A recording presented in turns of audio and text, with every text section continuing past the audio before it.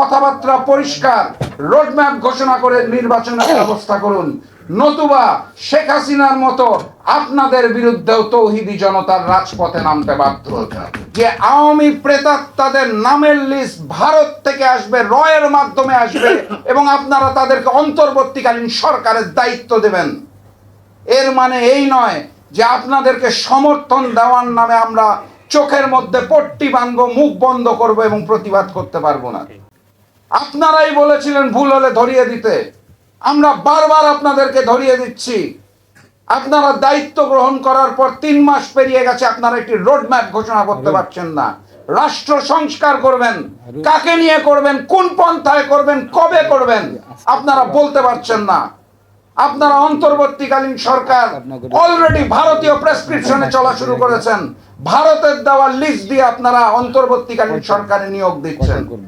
অন্তর্বর্তীকালীন সরকার নামটাই স্পষ্ট, অতীতে একটা সরকার ছিল, সামনে একটি সরকার আসবে, মাঝের সময় সরকার। পুরা রাষ্ট্র সংস্কার আপনাদের দায়িত্ব নয়, জরুরি প্রয়োজনীয় সংস্কার শেষ করে দেশের মানুষকে গণতান্ত্রিক বাংলাদেশ ফিরিয়ে দেওয়া আপনাদের দায়িত্ব। অগাস্ট মাসের 5 তারিখের আগের ঐক্য আর অগাস্ট মাসের 5 তারিখের পরের ঐক্যর মধ্যে তফাৎ দেখা যাচ্ছে। এই তফাৎটা দৃশ্যমান। আমরা যতই মিডিয়ার সামনে এসে বলে থাকি আমরা একসাথে আছি, কাঁধে কাঁধ মিলিয়ে আছি, কিন্তু বাস্তবতা হচ্ছে অগাস্ট মাসের 5 তারিখের পরে আমাদের সেই ঐক্যটা দেখা যাচ্ছে না। সেখানে ফাটল ধরেছে। সেই ফাটলের সুযোগটা পাচ্ছে ফ্যাসিস্ট শেখ হাসিনা এবং আওয়ামী লীগ, অন্য কেউ নয়। আজকে 101তম দিন ফ্যাসিস্ট শেখ হাসিনা পবিত্র বাংলার ভূমি ছেড়ে চলে যাওয়ার 101তম দিন।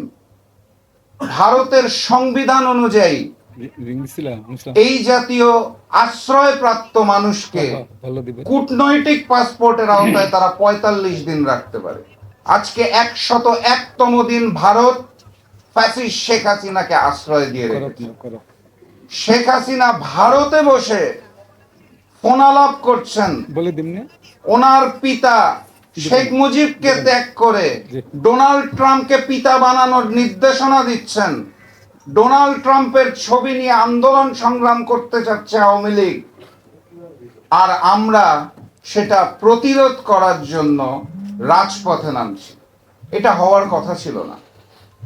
এটা হওয়ার কথা ছিল না যে গতকাল রাতে রাজপথে এই বৈষম্য বিরোধী আন্দোলনের আহতরা পা হারিয়ে, হাত হারিয়ে, চোখ হারিয়ে রাজপথে নেমে সুচিকিৎসার দাবি জানাবে। এটা হওয়ার কথা ছিল না। এটা হওয়ার কথা ছিল না। এই আন্দোলনে যারা শহীদ ছিল তারা এখনো অপেক্ষায় থাকবে যে কবে অন্তর্বর্তীকালীন সরকার তাদের পাশে দাঁড়াবে, অর্থ সহায়তা দিবে, তাদের পরিবারের জন্য কিছু ব্যবস্থা করবে। এটা হওয়ার কথা ছিল না। সচিবালয়, প্রশাসন, এমবেসি থেকে শুরু করে আওয়ামী প্রেতাত্মারা যেভাবে এখনো তাদের কার্যক্রম পরিচালনা করছে, এটাও হওয়ার কথা ছিল না। আমরা প্রফেসর মোহাম্মদ ইউনূসের নেতৃত্বে অন্তর্বর্তীকালীন সরকারকে বাংলাদেশের প্রত্যেকটা গণতান্ত্রিক দল সমর্থন দিয়েছিলাম, এখনো সমর্থন দিচ্ছি। আমরা বারবার বলছি আপনারা ব্যর্থ হওয়া যাবে না, আপনারা ব্যর্থ হলে বাংলাদেশ ব্যর্থ হবে। কিন্তু এর মানে এই নয় যে আপনারা আওয়ামী প্রেতাত্মাদের প্রশাসনের বিভিন্ন স্তর থেকে সরাতে দিনের পর দিন কালক্ষেপণ করবেন এবং ব্যর্থ হবেন। এর মানে এই নয় যে আওয়ামী প্রেতাত্মাদের নামের লিস্ট ভারত থেকে আসবে, রয়ের মাধ্যমে আসবে, এবং আপনারা তাদেরকে অন্তর্বর্তীকালীন সরকারের দায়িত্ব দেবেন। এর মানে এই নয় যে আপনাদেরকে সমর্থন দেওয়ার নামে আমরা চোখের মধ্যে পট্টি বাঁধবো, মুখ বন্ধ করব এবং প্রতিবাদ করতে পারবো না। আপনারাই বলেছিলেন ভুল হলে ধরিয়ে দিতে, আমরা বারবার আপনাদেরকে ধরিয়ে দিচ্ছি। আপনারা দায়িত্ব গ্রহণ করার পর 3 মাস পেরিয়ে গেছে, আপনারা একটি রোডম্যাপ ঘোষণা করতে পারছেন না। রাষ্ট্র সংস্কার করবেন, কাকে নিয়ে করবেন, কোন পন্থায় করবেন, কবে করবেন, আপনারা বলতে পারছেন না। আপনারা অন্তর্বর্তীকালীন সরকার অলরেডি ভারতীয় প্রেসক্রিপশনে চলা শুরু করেছেন, ভারতের দেওয়া লিস্ট দিয়ে আপনারা অন্তর্বর্তীকালীন সরকারে নিয়োগ দিচ্ছেন। সচিবালয়ের গুরুত্বপূর্ণ জায়গা থেকে আপনারা আওয়ামী প্রেতাত্মাদের সরাতে পারছেন না, প্রশাসন থেকে সরাতে পারছেন না। অন্তর্বর্তীকালীন সরকার নামটাই স্পষ্ট, অতীতে একটা সরকার ছিল, সামনে একটি সরকার আসবে, মাঝের সময় সরকার। পুরা রাষ্ট্র সংস্কার আপনাদের দায়িত্ব নয়, জরুরি প্রয়োজনীয় সংস্কার শেষ করে দেশের মানুষকে গণতান্ত্রিক বাংলাদেশ ফিরিয়ে দেওয়া আপনাদের দায়িত্ব। দ্রুততম সময়ের মধ্যে রোডম্যাপ ঘোষণা করুন।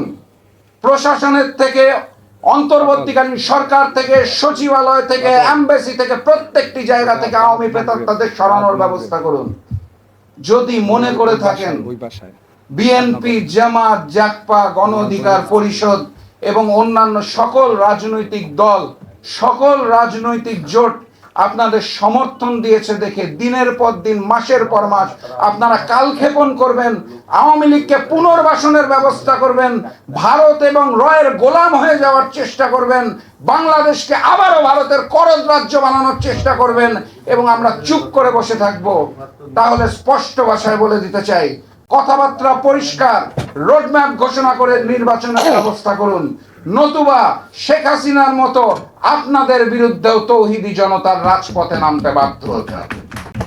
সংগ্রামী সাথী এবং বন্ধুগণ, বক্তব্য দীর্ঘায়িত করব না, অনেক জাতীয় নেতৃবৃন্দ রয়েছে, তারা বলবেন। আমি শুধু স্পষ্ট ভাষায় বলে দিতে চাই, এই নতুন যে সূর্যোদয়ের স্বপ্ন আমরা দেখেছিলাম, সেই স্বপ্নকে আর বিলীন করবেন না। প্রফেসর মোহাম্মদ ইউনূস, আপনাকে আমরা শ্রদ্ধা করি, সম্মান করি। আওয়ামী প্রেতাত্মাদের আপনার চারপাশে রেখে আপনি যে স্বপ্ন দেখছেন, বাংলার হাজারো শহীদ যেই স্বপ্নের কারণে রক্ত দিয়েছে, সেই স্বপ্ন পূরণ হবে না। অতএব এখনো সময় আছে, নিজের ভুলগুলোকে উপলব্ধি করুন, ভারতীয় প্রেসক্রিপশনকে বাদ দিন, সাচ্চা জাতীয়তাবাদ এবং ইসলামী মূল্যবোধে বিশ্বাসী হয়ে বাংলাদেশকে সামনের দিকে এগিয়ে নিয়ে যাওয়ার চেষ্টা করুন। আপনার সাথে আমরা ছিলাম, থাকব, কিন্তু যদি অন্যথায় হয়, আন্দোলন চলছে, ভোটাধিকারের আগ পর্যন্ত আন্দোলন চলবে ইনশাআল্লাহ।